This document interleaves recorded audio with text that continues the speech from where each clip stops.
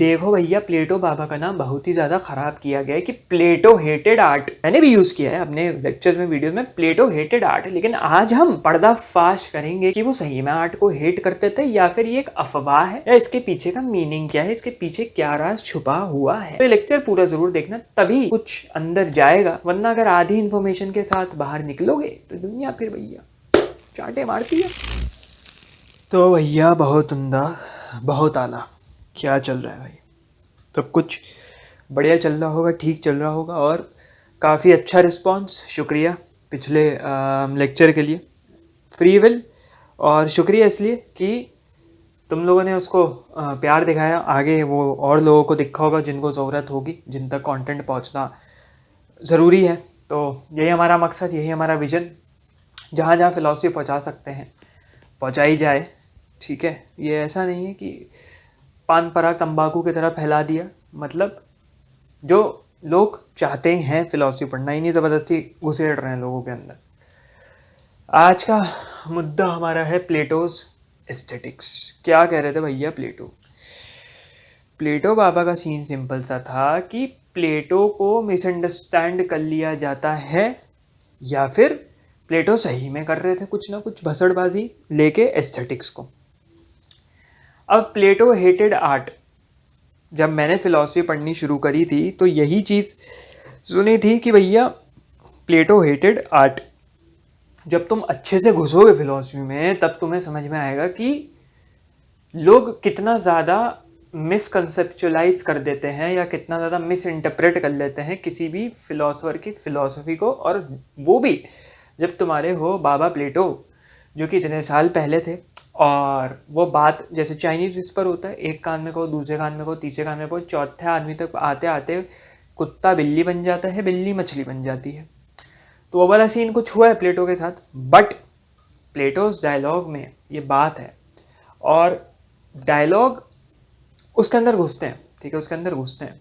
तो आज हम एस्थेटिक्स के मुद्दे पे बात करने वाले, विषय पे बात करने वाले हैं। और ये चीज़ बहुत कंफ्यूज करती है। अगर तुम्हारे कोर्स में, करिकुलम में एस्थेटिक्स है तो ये चीज़ तुम क्लियर कर लो। आज हम क्लियर कर लेते हैं कि डिड प्लेटो हेट आर्ट, और या फिर एक मिथ है, या एक ये मिस इन्फॉर्मेशन है, या फिर एक रूमर है। चलो आ जाओ पहली स्लाइड पे। सबसे पहले जान लेते हैं भैया what is aesthetics. Study that deals with the nature of art and beauty. Studying aesthetics is important since it lets you into the philosophical secrets of how that art came into existence। अब देखो simple सा scene ये है, aesthetics मतलब, वैसे तो अंग्रेजी में एस्थेटिक मतलब खूबसूरती, किसी भी चीज़ की खूबसूरती। Aesthetic, that is aesthetically pleasing. आजकल बहुत होने लग गया एस्थेटिक, ASMR एस्थेटिक, ये वो। तो वैसे ही तुम्हारा है ये वाला एस्थेटिक्स। लेकिन इसमें डिफरेंस क्या है जो कि इन दो शब्दों में छुपा हुआ है? Philosophical secrets of art came into existence. Art क्या होता है? आर्ट सिर्फ ये नहीं होता पेंटिंग कर दी वो आर्ट है। कोई भी डांस फॉर्म, कोई भी म्यूजिकल फॉर्म, कोई भी तुम्हारा पेंटिंग, स्कल्पचर, कोई भी तुम्हारा, तुम समझ लो, वार्तालाप करने का तरीका, वो भी एक आर्ट फॉर्म है। जैसे प्लेटो का डायलॉग एक आर्ट फॉर्म था, अपने में एक आर्ट फॉर्म था। सोक्रेटिस का जो वार्तालाप का तरीका था, डिबेट करने का तरीका था, बहस करने का जो तरीका था, वो एक आर्ट फॉर्म था, जो कि नेचुरल, एक समझ लो तुम, एक नेचुरल स्किल है, एक ओन्ड स्किल है। ओन्ड स्किल मतलब जिसको डेवलप किया जाता है मेहनत करके, समझ लो खोरेदा जाता है, वो हो गया आर्ट। अब उसकी नेचर क्या है, वो किस तरीके से है, किस तरीके का है, उसको देखने का दृष्टिकोण, उसको बोलते हैं एस्थेटिक्स। अब तुम समझ गए एस्थेटिक्स क्या है। लेक्चर इस पे पहले से मैंने लंबा वाला बनाया हुआ है, जाके वो लेक्चर देखो। अब हम आगे बढ़ते हैं नेक्स्ट स्लाइड पे कि भैया प्लेटो का क्या क्रिटिसिज्म था और क्या क्रिटिसिज्म नहीं था। अब Plato himself considered his dialogues to be an art form in itself.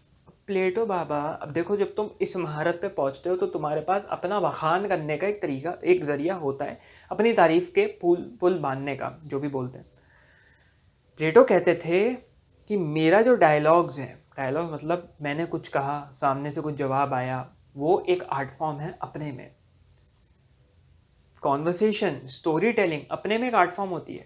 क्यों? यूट्यूब के ऊपर बड़े यूट्यूबर्स देख लो, कोई भी बड़ा यूट्यूबर जिसके बहुत नंबर्स हैं, इंटरटेनमेंट इंडस्ट्री की नहीं बात, इंटरटेनमेंट इंडस्ट्री तो है ही, वैसे भी किसी यूट्यूब पे देख लो, एजुकेशनल कंटेंट बनाता है, कुछ बनाता है, बात करने का तरीका, स्टोरी टेलिंग एक आर्ट फॉर्म होता है, हुक करना ऑडियंस को इंगेज करके रखना, ऑडियंस से बात करना, वार्तालाप करना, जो कि मैं एग्जाम्पल यूज़ कर चुका हूँ पहले वीडियोज़ में, वो अपने में एक आर्ट फॉर्म होता है जो प्लेटो कहते थे कि डायलॉग आर्ट फॉर्म है। अब those who create authentic stuff are knowledgeable and masters of the craft. Craft होता है, तुम समझ लो कोई भी स्किल, और उस स्किल को तुम मास्टर करते हो, तुम्हें उसको मास्टर करने में वक्त लगता है। प्लेटो की रियलिटी में, प्लेटो के सिनेरियो में वो था तुम्हारा डायलॉग्स, वार्तालाप करने का तरीका, वार्तालाप करने का जरिया। अब यहाँ मैंने एक छोटा सा डायग्राम खुद से बनाया है, ठीक है, जो ये समझाने की कोशिश करेगा कि प्लेटो का क्रिटिसिज्म क्या था, और ये सब हम क्यों बात कर रहे हैं, प्लेटो ये सब क्यों बात करने की कोशिश कर रहे हैं, अब तुम्हें समझ में आएगा, ठीक है। अब एक क्राफ्ट पर्सन है, ठीक है, क्राफ्ट पर्सन है, वो क्या करता है, वो क्रिएट करता है एक ऑब्जेक्ट, समझ लो एक मूर्ति, ठीक है, वो क्रिएट करता है। क्राफ्ट पर्सन कौन होता है, कलाकार हो गया, मूर्तिकार जो भी बोलते हैं, मूर्ति बनाने वाला, ऑब्जेक्ट क्रिएट करता है। अब पहले उसके पास आया आइडिया कि भैया ऐसा होगा, टांग ऐसे उठाएगा, ऐसे बैठेगा, ये होगा, हाथ में मुर्गी पकड़ी होगी, हाथ में मछली पकड़ी होगी, मुर्गी के नाम से हमें भूख लग गई, कोई बात नहीं, ये होगा वो होगा, वो एक ऑब्जेक्ट क्रिएट करता है आइडिया से, ठीक है, एक आइडिया से, ठीक है, एक ऑब्जेक्ट क्रिएट करता है, और वो ऑब्जेक्ट एक फॉर्म लेता है, ठीक है। वैसे ये प्लेटोस आइडिया या फॉर्म नहीं है, वो बहुत तो नहीं, अलग चीज़ है, उसको इससे कंफ्यूज नहीं करना, लेकिन समझ जाओ, ठीक है। अब एक आर्टिस्ट आया, आर्टिस्ट जो पेंटिंग करता है, एक आर्टिस्ट आया, आर्टिस्ट ये ले लेते हैं, आर्टिस्ट आया, ठीक है, उसने क्या किया, उसने भी क्रिएट किया,